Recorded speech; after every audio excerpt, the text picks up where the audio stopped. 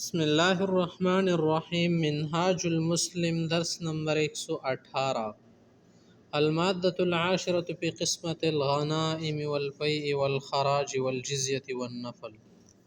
کل بتایا تھا کہ آنے والے درس میں ہم آپ حضرات کے لیے غنیمت کے جو مسائل ہے، مالی فیء، خراج ٹیکس، جزیہ اور مجاہدین کے کمانڈر کی طرف سے نیچے والے جو افراد ہوتے ہیں ان کے لیے اعلان انعام کرنا، اس کو تنفیل کہتے ہیں، اس کی کیا مسائل ہے، تو یہ حضرت مصنف سے اب واضح کر رہے ہیں۔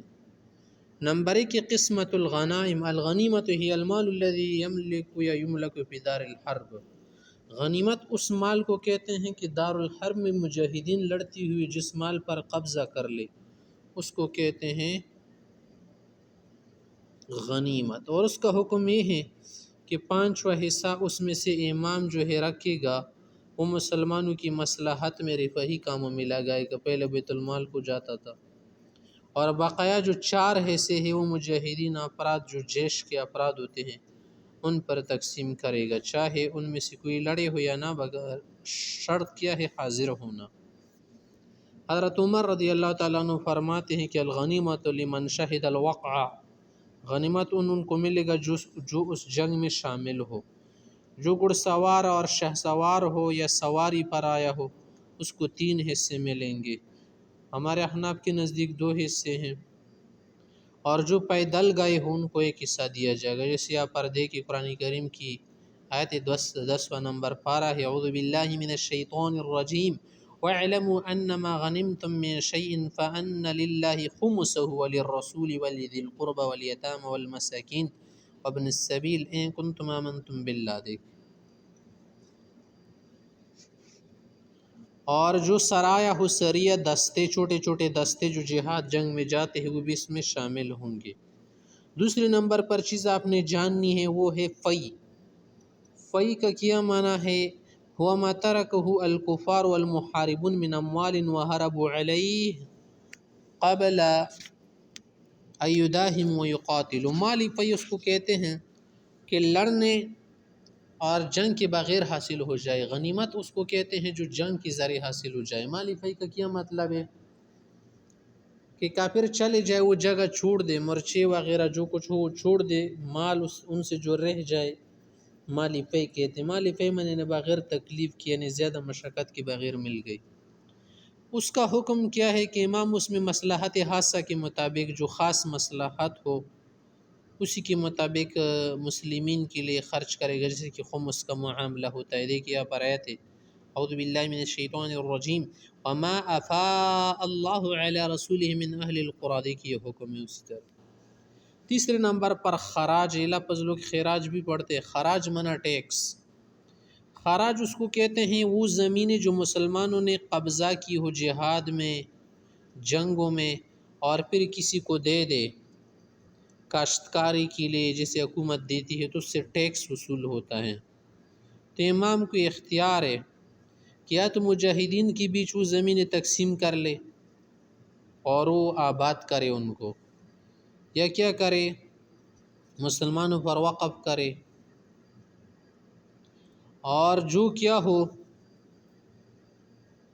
زمین وغیرہ ہو یا کوئی اور ہو اس کو بھی دے سکتے ہیں، کس کے لیے؟ کاشتکاری کے لیے، زراعت کے لیے۔ تو اس میں بھی یہی بات ہے کہ وہ کیا کریں گے، ٹیکس وغیرہ دیں گے۔ آگے ہے جزیہ۔ جزیہ کسے کہتے ہیں؟ وہ مال جو ذمیوں سے سال کے آخر میں وصول ہوتا ہے۔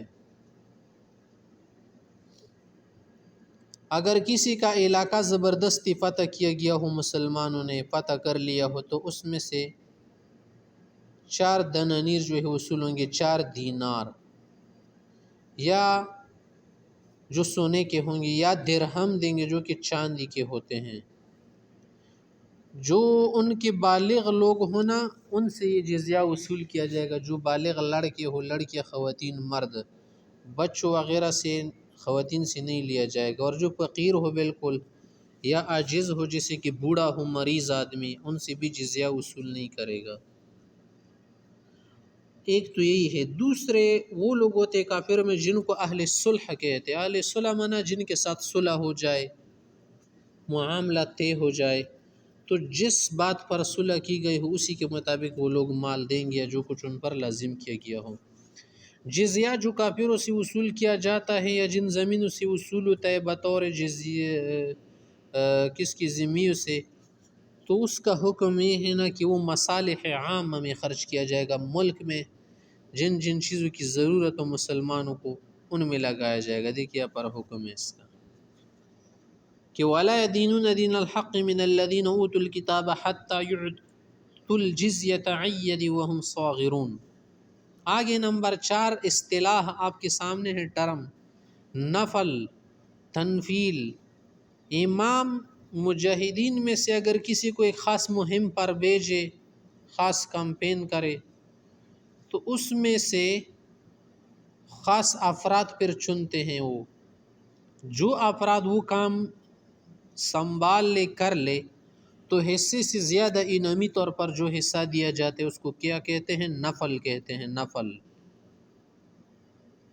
اور جب 5واں حصہ مال بیت المال کا نکال دیا جائے اس کے بعد جو ہے یہ جو انعامی حصہ ہے مجاہدین میں سے تیز لوگوں کو دیا جائے گا، اور چوتھائی حصے سے نہیں بڑھائے گا۔ یہ اس کی مثالیں سے جیسے مجاہدین کمانڈر یا سربراہ نے حکم دیا کہ تم دشمن کی زمین میں داخل ہو جاؤ یا فلاں جگہ کو فتح کرو، یہ کر لو وہ کر لو وغیرہ، تو ان کو پھر جہاد میں جو حصہ دوسرے کو ملتا ہے وہ تو ملے گا ہی، اور یہ جو زائد حصہ ہے بطور انعام کی تنفیل بھی ملے گا۔ آگے مسئلہ ہے فی اسر الحرب۔ اسارا، اسرا کا معنی ہے قیدی، بندی۔ کافروں میں سے جو لوگ قبضے میں آ جائے تو اس کے متعلق کیا حکم ہے؟ علماء میں سے علماء بہت سارے مختلف اس مسئلے میں کہ جو کافر قید میں آ جائے، قبضے میں آ جائے، ان کا کیا مسئلہ ہے؟ ان کو قتل کیا جائے یا ان کے فدیے لیے جائے؟ فدیے کا معنی ہے ان سے پیسہ لیا جائے۔ مثلا ان کا ایک آدمی قبضے میں ہے، ان سے بول دے کہ اتنا پیسہ دے گئے، اتنا گھوڑے، اتنے سامان، اتنے کار وغیرہ، یا ان کے ساتھ احسان کر کے بالکل معاف کر کے چھوڑ دے، یا ان کو غلام بنا دے، کام کرایا جائے ان سے۔ اصل میں مختلف آیات اور حدیث دیکھا پر ہے کہ فَضَرْبَ الرِّقَابِ حَتَّى إِذَا أَثْخَنْتُمُوهُمْ فَشُدُّوا الْوَثَاقَ فَإِمَّا مَنًّا بَعْدُ وَإِمَّا فِدَاءً۔ یہ آیت کریمہ جو امام سربراہ ہوتا ہے اس کو اختیار دیتی ہیں کہ وہ قیدیوں پر ہے تو کیا کرے؟ احسان کرے، ان کو چھوڑ دے بغیر فدیے کے، یا ان سے فدیہ لے لے، مثلا مال کا مطالبہ کرے، اسلحے کا یا سامان کا یا آدمیوں کا۔ لیکن دوسری آیت میں فرماتے نہیں کہ فَاقْتُلُوا الْمُشْرِكِينَ حَيْثُ وَجَدتُّمُوهُمْ، کہ مشرک کے لیے صرف موت اور قتل ہے۔